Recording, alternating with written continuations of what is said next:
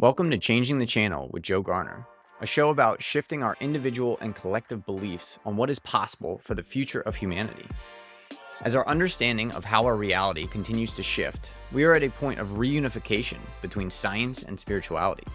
What does the world look like when we break free from the generational trauma that has kept most humans playing small for thousands of years and step into our full power as the co-creators of this reality? I always ask that you keep an open mind with this podcast. Ask yourself what resonates with my truth at this time and what does not. Respect your intuition, but see if you can get through the whole show because there might be that little nugget buried deep in the conversation that unlocks something for you. Welcome back, guys, to Changing the Channel. I am joined by Mik Raibon. He is a father, husband, podcaster, healer, and coach. His company, The Inner Victory, provides transformational healing experiences for individuals and organizations. So welcome to the show, Mick. Thanks for joining me. Thanks so much for having me, Joe. I'm excited to have a conversation with you. I love talking to folks who are into the spiritual, the metaphysical, the woo-woo, as they say. So looking forward to it. As am I. I've had a number of guests who are a little bit more into the non-physical. So I'm excited to have this a little bit more spiritual conversation today. So you've had a unique journey from, the corporate world and now really diving into the spiritual world. So just kind of share with us a little of that experience. Absolutely. It is really been a little bit of a whirlwind the past 3 years. I like to say that I started out in the kind of stereotypical pursuit of the American dream. I think I was listening to one of your shows previously, and you had, I think it was Abigail that you had on. Hmm. And you mentioned that a lot of people live in this space where they're finding little kind of spurts of happiness, of joy. They're not really living this joyful life. And I really resonated with that. And I think that really describes kind of where I was, right? My upbringing was very traditional in that, I kind of grew up in a stable home, two parents, suburb kind of situation. Got straight A's, went to kind of fancy schools and got degrees and whatnot. Went into corporate America, had the stable job. I was regularly contributing to my 401k, right? Like the things that they tell you that you're supposed to do. Got married, and I have two kids. And it was kind of on this path of just working for 40 years, 50 years until I retire. And even in that, I wasn't really enjoying that life. It was kind of the life that was laid out for me. It was what was conditioned as the right way to do things. And, to no fault of my baby boomer parents, that's what they were told to do as well, right? So I was just kind of going along with that same cycle. But back in 2019, going into 2020, my wife and I, we went on a trip to Ghana, Africa. And it was a really kicking off point for us. We had both grown up traditionally Christian, going to church every Sunday with our families. But on this trip, there were just like several moments that really kind of shook that foundation. There was a point in time where we went to one of the castles along the coast where the enslaved Africans were taken, kind of at their last point of being on the African continent. And we went down into the dungeons and we saw where they were being held, and directly above that was a church, Mm. and there was church services literally happening on that day when we were there. And I think it really just kind of shook what we had believed in and had been taught to believe in when it came to like the Christian principles, right? And like kind of what we're meant to be doing and serving. And it kind of exposed some kind of ugly truths about Christianity for us. And so that was hard to accept for us, I think. But also on that trip, there was a lot of spirituality. There was a river that we were taken to that was very sacred to the Ghanaians, and they talked about rituals that were done in that water. And it just kind of opened our eyes to a different way of viewing things. Furthermore, it came out that my sister had been having conversations with a psychic on that trip. She was on the trip as well. And I was like, well, kind of a little bit apprehensive about it, but my wife really got into it. And fast forward, they ended up for Father's Day buying me a reading with with this psychic. Her name was Melanie, and I had this reading, and it really just kind of, I mean, I was crying, right? It just completely opened my eyes to things that I had never been exposed to, thinking about like spirit guides and archangels and ancestors on the other side who had messages and all these things that just before it seemed like, quote unquote, the work of the devil is kind of how it was always proposed to me before. So that kicked off a journey of really pursuing knowledge. I think a lot of folks, when they kind of go into this spiritual awakening, they want to consume as much literature and media as they can to be educated on it. And so that's essentially what happened to me. And then I got into Reiki. So that was a very kind of synchronicity story where my second daughter was actually born at home because it was the middle of the pandemic. We didn't want to go to the hospital, risk getting sick.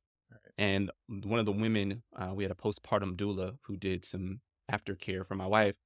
She was a Reiki master. And I ended up going under her tutelage to get attuned in Reiki. And it just kind of set me on this path of energy healing. And that later led to me going down a path of shamanism. And so it's kind of all spiraled to the point to where I am now, where I'm fully immersed into this world of healing and working with people to, kind of reach that enlightenment level. Beautiful. Yeah, that's such a cool journey. And I love, it really does line up with the timing that seems to be happening on the planet. That Absolutely. 2019, 2020, like a lot of people went through a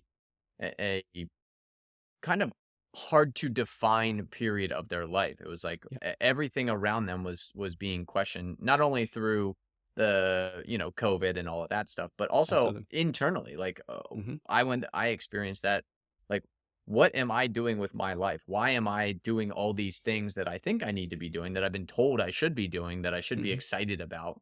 Why am I doing that? And it led me to a whole new path as well. So Absolutely. I think the pandemic was, in a lot of ways, a lesson in itself for us as a society, right? We literally were told not to go out, and that forced us to essentially go within ourselves mhm. to do some analysis and to really like quiet ourselves and figure out what we really should be doing with our energy.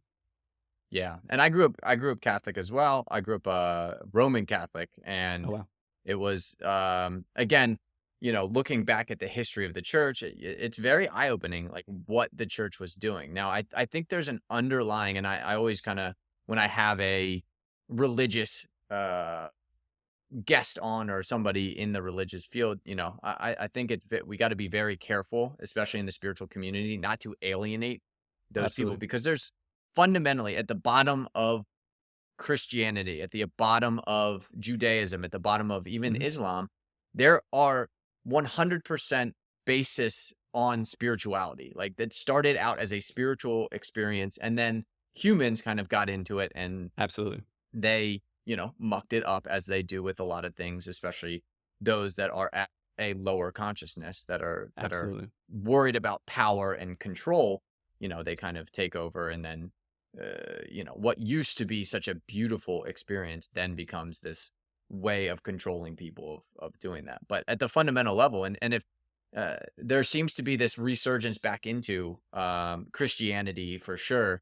Um, and I think it's a positive because people are they're they're not going into it with this like with blind eyes, just going to church and saying, "Hey, I'm a Christian, so I'm going to heaven." It's like Hmm. I'm actually doing the work. I'm like Yeah. fundamentally becoming a better person. I had somebody in my car the other day, and we were talking about her experience and just kind of Hmm. like falling away from Christianity for 10 or 15 years, and then in the last 3 years, same time period as everybody who's waking up to their spiritual gifts, like going back into Christianity, and I think Absolutely. that's important to Yeah. keep in mind. Finally, a place for listeners to gather and share. Join the Ascension Update Substack for messages and updates from our brothers and sisters helping with the ascension, articles on the future of humanity, and a Q&A where you can ask my guides anything you would like. This is the hub for everything ascension related. Click the link in the show notes or go to joegarner.substack.com to stay at the leading edge of this movement. And now, back to the show. I think for me, it's helpful when I divorce like the institution of the church from like the faith and like Mhm. the teachings, because I think capitalism has unfortunately infiltrated a lot of what the church as an entity does. And so that kind of taints a lot of what we see from the actual true essence of the faith, right? Like there's a divide there. And so for me, I still, follow a lot of Christian teachings and feel like very connected to Christ, but I am not someone who subscribes to the church in the same way that I was raised in it.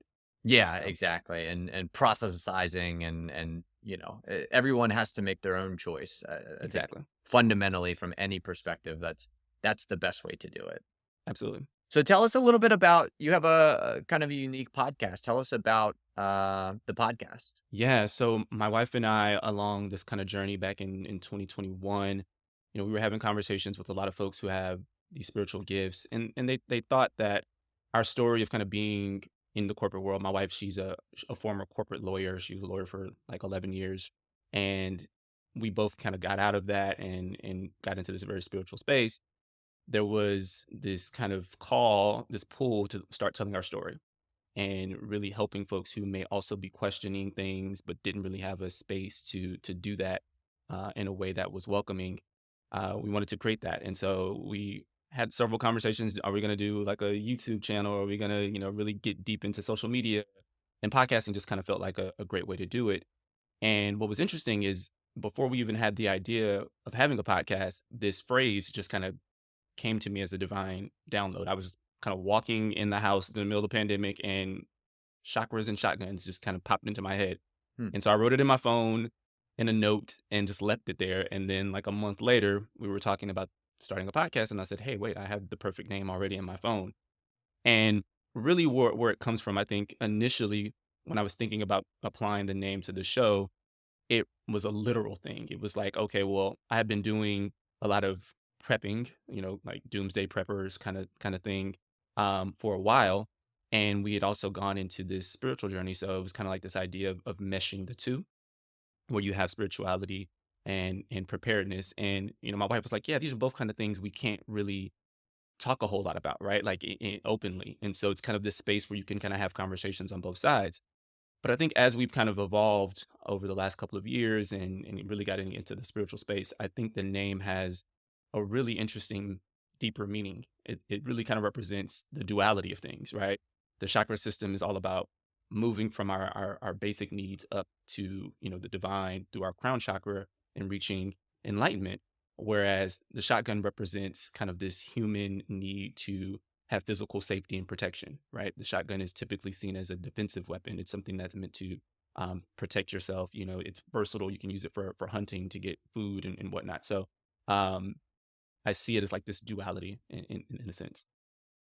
Yeah, that's very neat, and that's true about so much in life. I mean, we're still these physical vessels, even though we are divinity Hmm. encapsulated in the physical vessel. But we still have safety. We still have needs. We're still in the 3D world. We still have to find money and protect ourselves and have a roof for Hmm. ourselves and find food and be able to keep this physical vessel going so Yeah. that our conscious awareness can continue to permeate throughout existence. I mean, Yeah. throughout first of all this planet, and then if we can master ourselves and we can master this planet, then we continue to move out further and further and further into other planets, become a multi planetary species, and then move into other solar systems. And again, Absolutely. that only happens when you've unified the spiritual side of yourself and the physical side of yourself.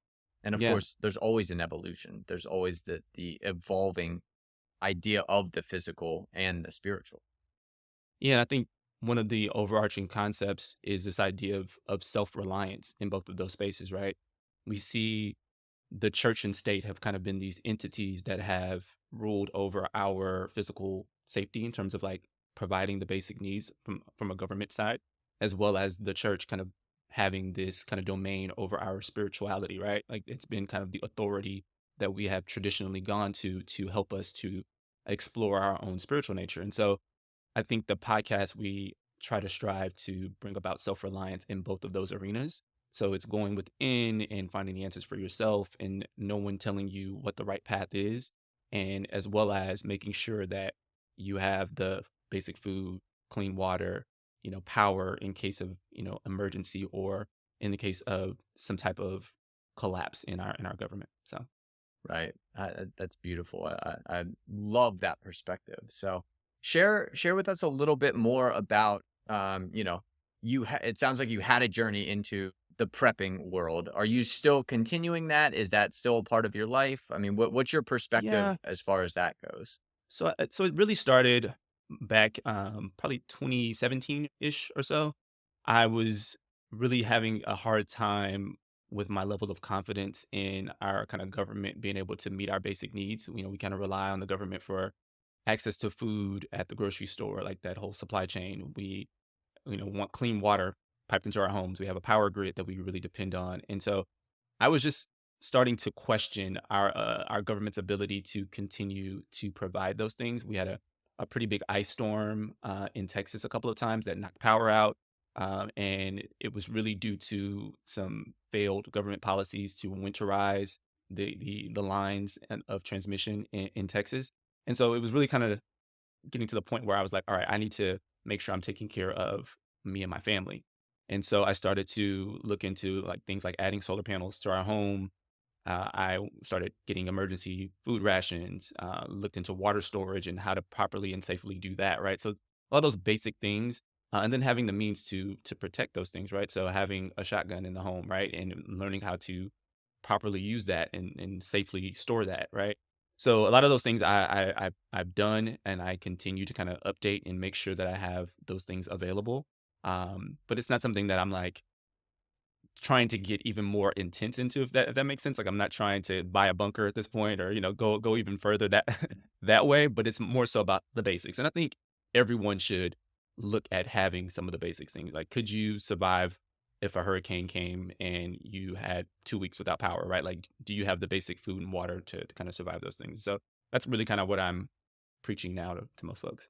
Yeah, yeah. Not that there's an imminent collapse of the government, but that, Yeah, we don't know what is in store for the future. And exactly. I think I like to definitely put my energy into a very positive transformation. I think where we're moving towards is there's going to be an enlightenment at all levels of society. So it's not Hmm. just the people at the bottom that are having this profound spiritual enlightenment. It's also the people, that are making decisions, and they start For to make sure. decisions a little bit better for humanity than they have been in the past. And again, we can't go back to top down, authoritarian.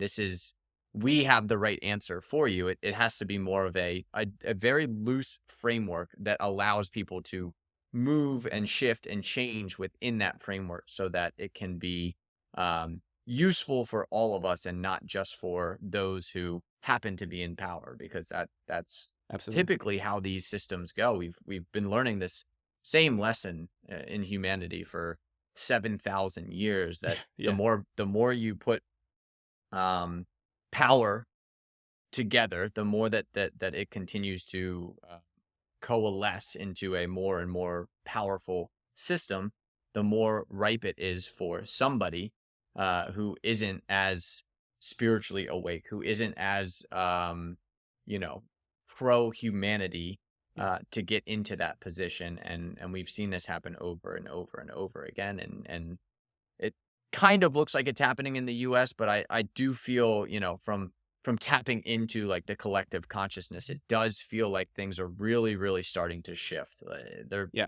I uh, think we're at a tipping point too. I think that yeah. there's going to be some big changes on the way for sure. So I'm excited about that. Yeah, and if you don't like how the world works, then maybe change how you're viewing it. So if you're only Absolutely. getting your news from Twitter, if you're only getting your news from CNBC, if you're only getting your news from Fox, and you don't like where that world is heading, change your perspective. Like, For find sure. out other perspectives and see what else is happening, because there is a whole lot that's going on behind the scenes that's not necessarily front and center, Hmm. that is shifting and changing and making this world a better place. So um are you still involved in the corporate world at all? So I do have a kind of freelance marketing business that I work with, kind of small businesses, startups, and things like that, just to kind of really help pay the bills. My passion is in the healing space, but right now, the level of income that's coming from that is not where I want it to be to fully be there. So yeah. Right. Do you have any perspective on, what's happening in those spaces, in the more 3D corporate world? Yeah, that's interesting. I think that there is kind of a power struggle, in my view, from a generational standpoint. I think that there are still a lot of folks who, we thought that there was going to be this shift after COVID where people were going to have a new outlook on corporate culture and being able to work from anywhere and, kind of allowing employees to set their own kind of hours and be a little bit more free in how they operated within their working lives. But there's been a shift back. I think a lot of folks have been called back into the office, and folks who moved to different places where they thought they could be happier and work remotely have been told that they need to get back to the office, right? So there's been this like back and forth power struggle of what type of society we want to have and what type of working culture we want to have. And so I think hopefully we'll start to see as more time goes by and kind of the older generation moves to the side, we'll see some of these newer ideas come back into the popularity, I'd say. Yeah, yeah, and I also kind of see it as the companies that are choosing to be a little bit more old school of making sure that everybody's in the office, that they have kind of control on how people are operating, Hmm. especially with the amount and the speed at which things are changing. They're not going to be able to operate anymore. They're Agreed. they're going to fall so far behind. They're going to be the blockbuster of their niche, or their, Yeah. whatever they're in.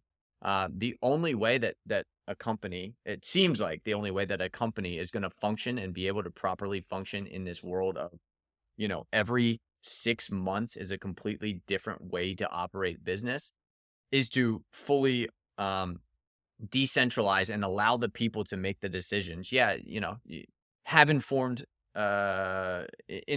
meetings, have meetings where it's like, okay, here's what we're seeing coming up, but Hmm. then allow the people to kind of make the decisions at the lowest level possible. And those are the companies that are going to Hmm. bring about the change on this planet for sure. And they're going to see higher revenue. They're going to see higher productivity. They're going to see, um, you know, better usage of all of their human capital. And then that translates into physical capital. And obviously with, I think, the uh, use of AI in everyone's, kind of purview now coming in, a lot of people think it's just going to eliminate all jobs, and that I think it's just going to accentuate the job, so that instead of needing to work for 40 hours a week to accomplish everything that you have to do, it's like, okay, I can get everything done in 10 hours.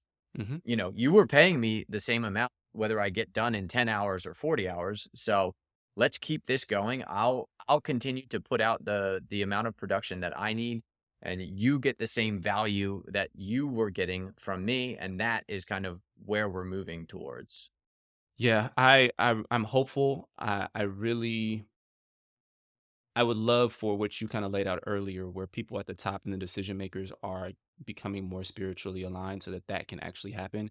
I think a concern of mine is that there could be some who see that as a way to cut costs Mhm. and basically will eliminate some jobs as opposed to allowing for this hybrid of human AI interaction. AI is a tool, and it's all about how we decide as a society we want to use it. And so I'm hopeful that the same spiritual awakening that is happening for a lot of people who are kind of in the lower class or lower income areas are also is also happening with folks who are kind of at the top and making these decisions. Right. And the cool part is that those people in the lower levels, they vote with their money every single day. So if you see a company who is making decisions that are not for the best outcome of humanity, for the best outcome of their employees, for any stakeholder involved in that company, you vote with your money. So yeah, they might have the cheapest things possible, but if enough people are voting with a new company, and that's another aspect that I think a lot of people are not fully aware of, is that now that there is this ability to decentralize and to use AI, if there's a company that is not pro-human, that's not moving us towards a better future, they're Hmm. profits only, they only want to drive down the bottom line, they want to maximize profits at all costs whatsoever, there is a road for 10 or 20 or 30 people to very, very quickly ascend to the level of that company and be able Sure. to take over that company, all their accounts, handle everything. And yeah, when we're talking about $100 billion companies, it takes a little bit more time. But I mean, For just look sure. at what Tesla did. They took an industry that the only way to get into it was spending 30 or 40 years building out new systems and these massive companies and corporations. And Elon did it in like 7 years, took it to, a production scale. And now he's made it profitable in 12 or 13 years. Sure. So, and that is starting to shrink even smaller and smaller and smaller. And then he did that by pushing people harder than anybody else has ever pushed. But again, as we get into AI, as we get into these new technologies, it becomes easier and easier and easier for businesses to take more market share. And that's going to be a huge thing. If you Hmm. don't like how a business is doing or operating, what they're using their money for, how they're giving back to, the greater good of humanity, there will be another company that enters that space, and you'll be able to jump in with that company and vote with your money on you know that new better future for humanity. Yeah. Again, I'm hopeful. I think the jury's kind of still out as to how it's going to unfold, but I'm hopeful. I think the more people that we can continue to help to awaken to some of these concepts, I think the better off the overall society will be. So we'll see.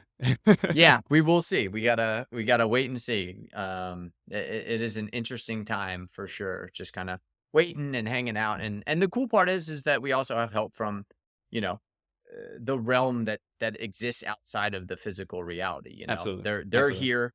All the ascended masters, all the spiritual guides, anybody that has had an interaction on this planet before is back. for sure. They are here to help guide and share and connect us with a brighter future, a better future. And that's what keeps me very positive, is that it's not just humans that are making this shift. It's also however you Yeah, conceptualize them, whether it's no, that's a great point. That's a great point. extraterrestrials, angels, spirit guides, everybody in the universe is here to help this planet transition to a new perspective and a new world. Absolutely, no, that's a great point, and I think particularly for the next generation, already seeing that within my kids, especially, that there is just a different outlook, a different attitude when it comes to just thinking about things like compassion and community, and just how they interact with each other. It gives me a lot of hope again for Yeah, what's to exactly. come. And we just gotta, make sure they don't get indoctrinated into a system that, we kind of got indoctrinated into, and just Exactly. allow them to be who they are. That's the biggest one for sure. Hmm. Hmm. So, any other perspective on the shift in consciousness that's coming, that you can share? Yeah, I think there's a real need right now, and it's one of my passions is to bring along the masculine energy into the shift in consciousness.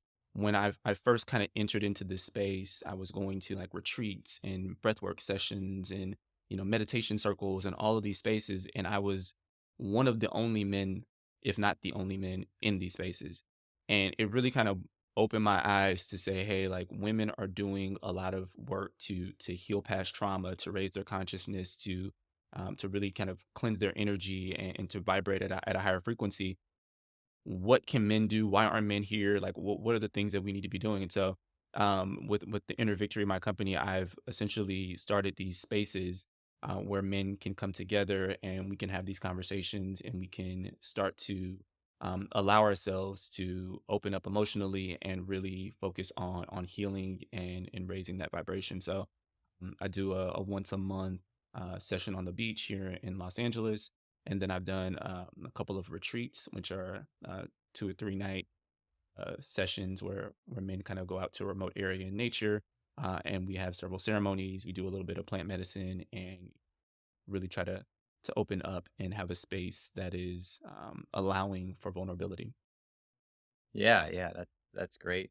Do you have any recommendations? So, you're a male getting into this spirituality. You're just starting to find it. Like any tips and tricks from your journey on maybe some do's and don'ts, or what worked very well for you, what didn't work very well for you? Yeah, I think what has been a consistent thing for me has been having a meditation practice and really staying in tune with my body and focusing on listening to my intuition. And so that really comes from, understanding your cues inside and out, right? From your physical cues to what's going on upstairs in your brain, and understanding which ones are ego driven and which ones are more divinely driven. And so that really just comes with sitting in spaces where there's not a lot of distractions, where you can really just focus on your breath and really get in tune with your body. So I I tell everybody the first step is to start meditating. It can be daunting at first. There's a lot of things that we're juggling constantly in our brain, and shutting those off can be a challenge. But really, that's the first step in the foundation. I think things that I didn't necessarily learn a lot from. I think looking outside externally, and trying to find a guru, or trying to find someone who had all the answers, that seems like the natural thing to do, especially when you come from a church background where there was a pastor who was like the shepherd of the flock that you would receive a lot of your guidance from. You oftentimes, when you leave that and go into a spirituality kind of um, decentralized space when it comes to your spiritual beliefs, you're looking again for that figure, for that person that you can resonate with and kind of take their word in a similar way that you did as a pastor. And I think I tried that for a while, try to find that person, and it didn't really lead me to a place that was authentic for me. And so I even think that's why I named my company the Inner Victory, because I never want to be seen as a guru, or as a leader. I really want to hold a mirror up to folks and say, the answers are within you. And so, yeah, that's what I'd say is something I would avoid doing. Yeah, yeah, that's very key for a lot of people. And it's tricky when you're coming from that traditional world. It's like you gotta get the certification. You gotta go to the right school. You gotta have the right Hmm. teacher to show you the way. And it's like this is a whole new way of thinking. Like Yeah. Hmm. all the answers are inside of you. You already know everything that you need to know. Whether it's through your multidimensional body, through your chakra system, through the Hmm. intelligence of your body, again, intuition, like it's Yeah. all inside of you if you just listen to it and allow it to guide your decisions every day. Yeah. I had a lot of imposter syndrome early on when I started to want to conduct like circles and retreats and things like this. Because again, I went the traditional route of being a straight A student and going to like these fancy schools, right? And like that was what was ingrained in me as the right way to learn things, and the right way to say that you've mastered something is holding up a degree. And a lot of my learning has come in a way that is ethereal. It's me sitting in meditation and receiving messages from different guides, and just writing it down and trusting that that's the right way to go about things. And it was hard for me to just trust that. And I've thankfully I've been able to overcome a lot of that doubt.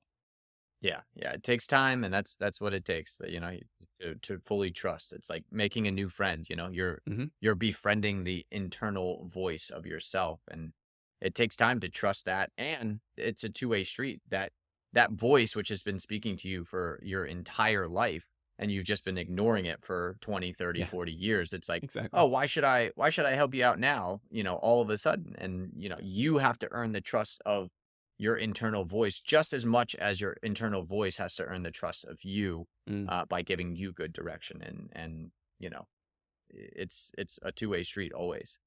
So, well, Mick, this has been a wonderful conversation. I really appreciate you coming on. For anyone looking to get in contact with you, what's the best way to find out about your products, services, and get in contact with you? Yeah. So if you want to check out our podcast that my wife and I have, you can go to chakrasandshotguns.com or follow us at Chakras and Shotguns on Instagram.